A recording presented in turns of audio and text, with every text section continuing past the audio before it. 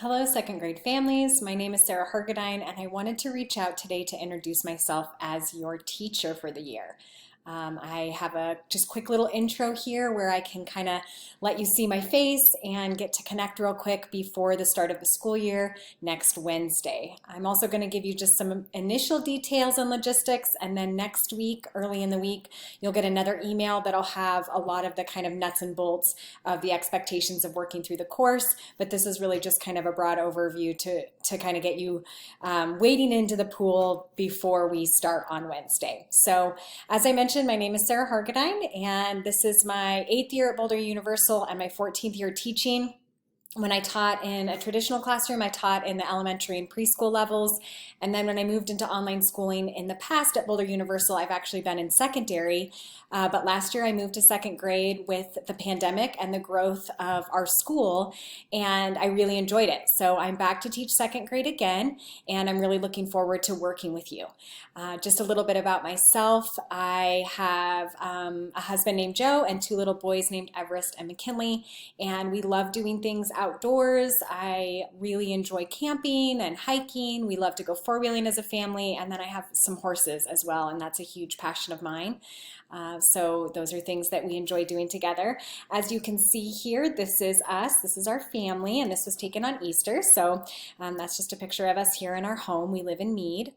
And just so you know a little bit about how you can connect with me further, next Wednesday there will be a meet and greet from 8 to 11:30. And this will happen at the Arapahoe campus where the Boulder Universal Lab is. And so we're at 6600 Arapahoe Ave. We have multiple programs in the campus. So when you come in, you'll go ahead and sign in at the front desk, and they'll let you know where you can come down to our elementary space where we can say hello and meet you in person. So we're looking forward to being able to do that so we can actually see you face to face.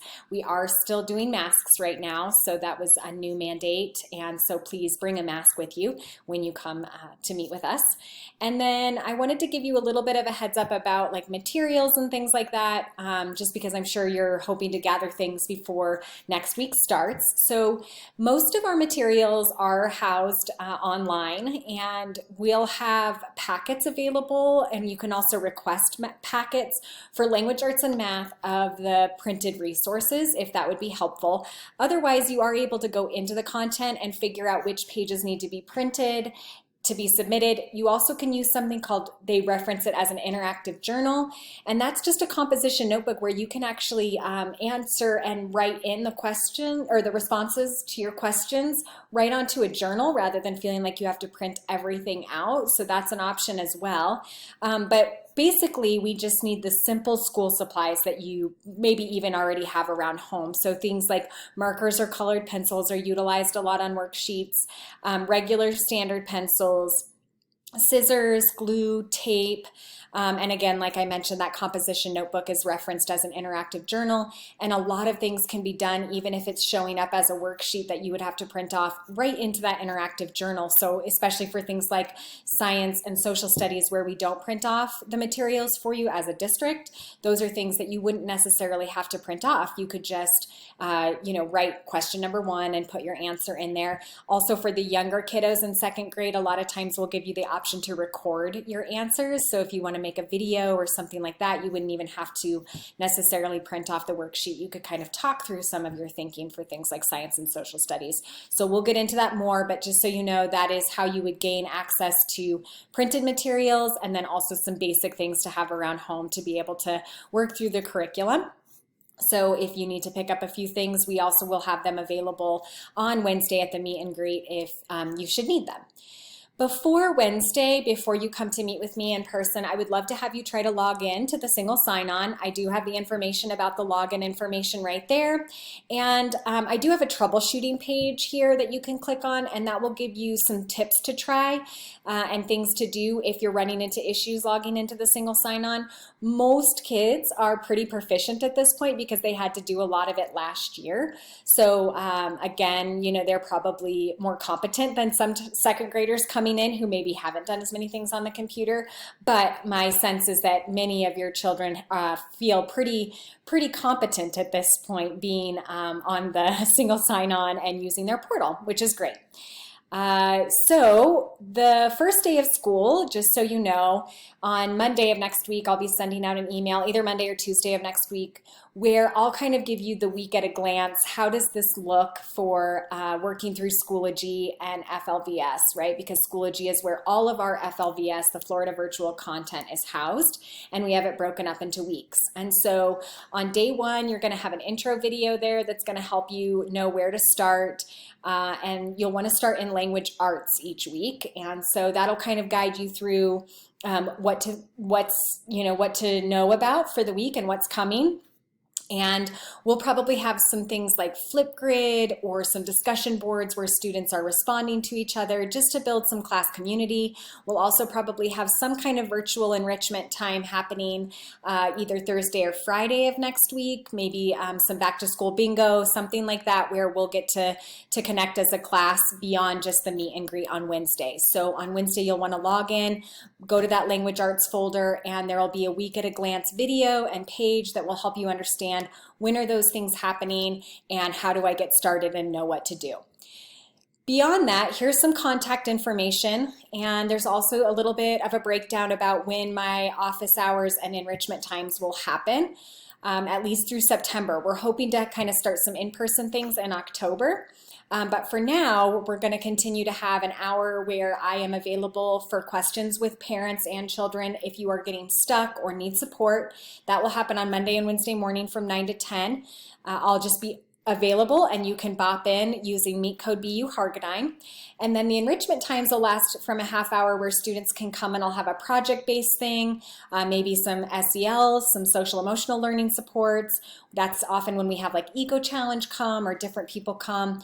And so for now, that's going to happen on Monday and Wednesday virtually from 10 to 10:30. So if there's anything that goes above and beyond that, you'll find it at the week in a glance in the language arts folder at the beginning of the week.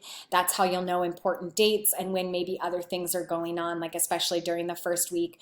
If we play back to school bingo or something like that on Friday, you'll find that in there, and the Meet Code will always be BU Hargadine. One thing to note is that whenever you are using a Meet Code, you have to make sure that you're logged in through your child's Google Drive.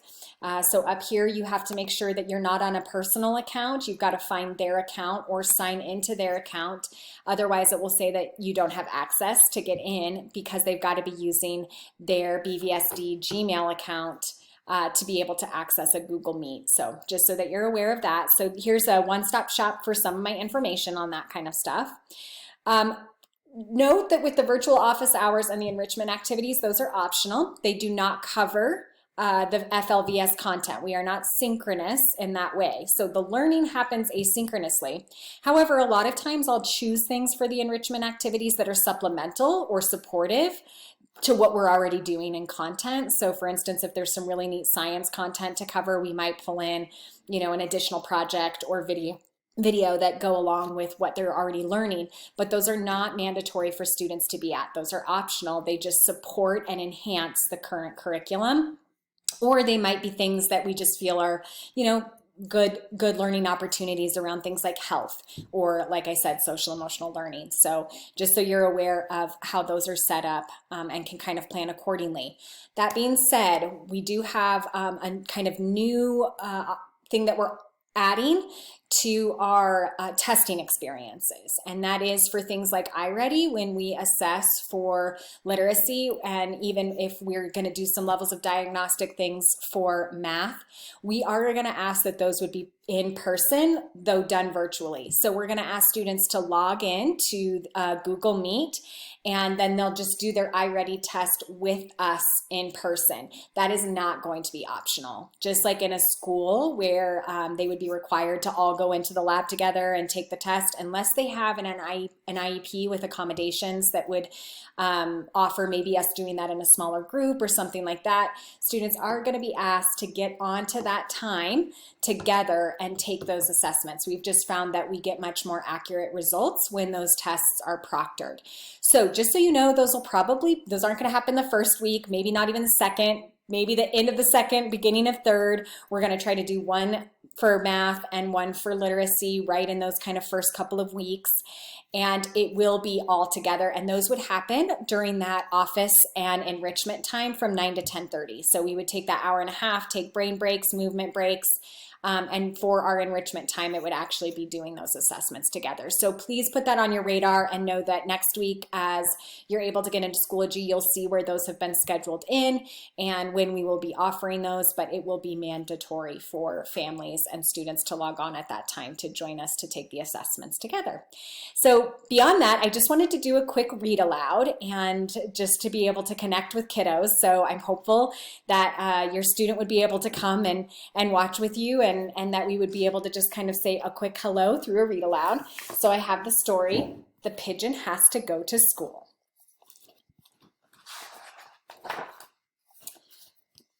Wait, don't read that. The pigeon has to go to school. Too late. Rats. Why do I have to go to school? I already know everything. Go on, ask me a question. Any question. Well, I know almost everything. Does school start in the morning? Because you know what I'm like in the morning. I wish I was a little chick again. A little itty bitty not going to school chick.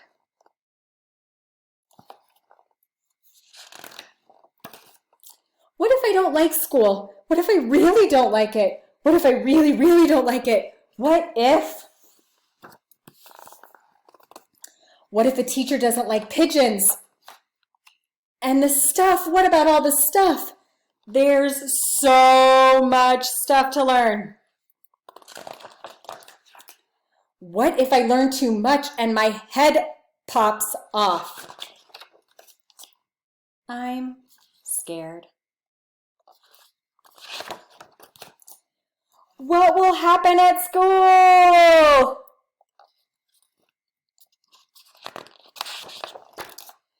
What if there is math or numbers? Why does the alphabet have so many letters? Reading can be hard with only one big eye. And what about lunch? What will other birds think of me? What's up with those heavy backpacks? I'm a fragile bird. Will finger paint stick to my feathers? The unknown stresses me out, dude. There should be a place to practice those things, with experts to help you and books and classrooms and other birds to work and play with, maybe a playground. Oh, that is school? Well, how am I supposed to get there anyway? Wazza, what? Step aside, coming through. The pigeon has to go to school. So I know that sometimes the beginning of the school year is a little intimidating, especially if Boulder Universal is going to be a new experience for you. But we are here ready to help you get through the first few days of school, and we know that it's going to be a great year. I'm so excited to connect, and I'm so excited to have you in my class. Please reach out if you need anything, and know that more details will be coming soon. Welcome to Boulder Universal. We're excited.